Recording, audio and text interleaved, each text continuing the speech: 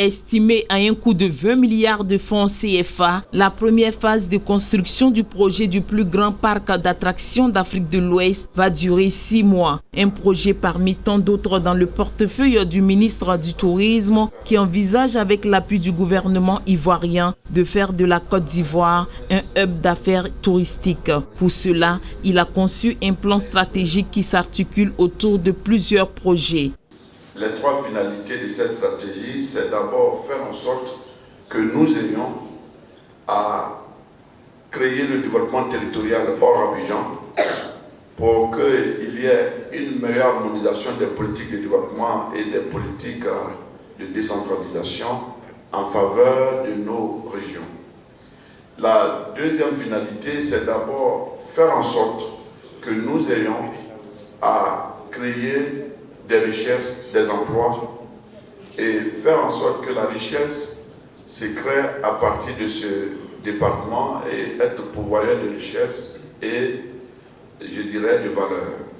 Pour positionner le tourisme comme le troisième pôle économique de la Côte d'Ivoire, le gouvernement prévoit un investissement de 3 200 milliards de francs CFA sur la période 2018-2025. Pour atteindre cet objectif, il faut l'implication du secteur privé dans l'éducation et la formation, selon le secrétaire général de l'Organisation mondiale du tourisme, Zourab Polony-Kachvili. Un point de vue partagé par les professionnels du secteur de l'hôtellerie en Côte d'Ivoire. Système de financement, on a pensé à construire des hôtels, on ne pense pas à construire les hommes.